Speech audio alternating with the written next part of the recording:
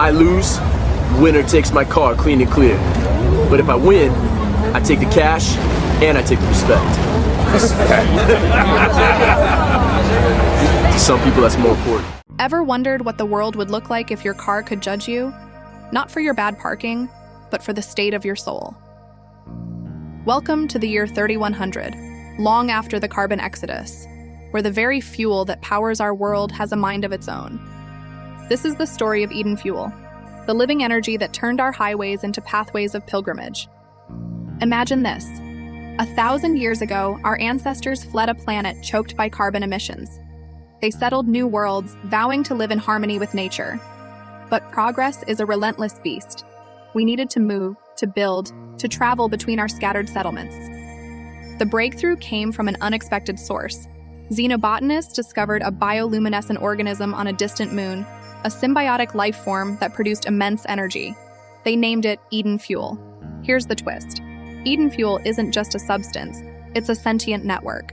It flows through our vehicles, our cities, our entire infrastructure, but it responds to the pilot's biosignature and neural patterns. Early tests were strange.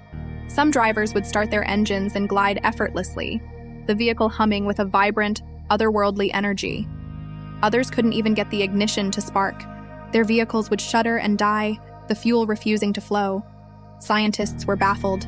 It wasn't about skill or knowledge. The best pilots were often left stranded, while humble farmers would zip across the plains at unbelievable speeds. Then, a pattern emerged, one that sent ripples through our entire society. The fuel seemed to favor those who were calm, compassionate, and content. It recoiled from anger, greed, and envy. The fuel didn't just power our machines, it judged our hearts. Suddenly, the old religious texts, once seen as relics, found new meaning. The concept of sin was no longer a matter of faith, but a practical, observable reality.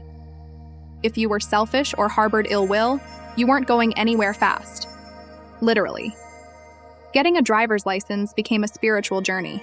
People started meditating, practicing mindfulness, and performing acts of kindness, not just for moral good, but to earn the right to travel.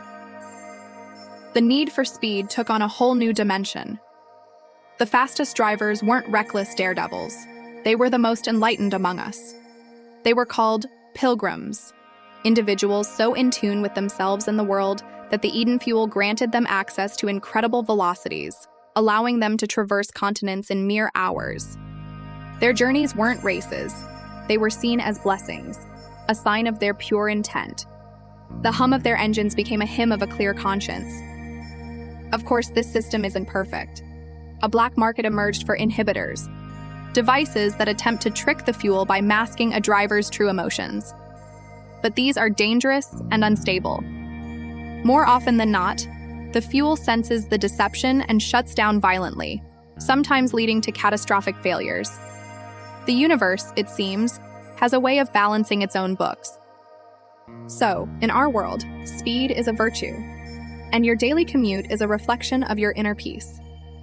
The highway is a temple, and every driver is on a quest for something more than just their destination. It makes you think, doesn't it? If the technology you used every day could read your soul, would you be able to get to where you wanted to go? What would your dashboard say about you?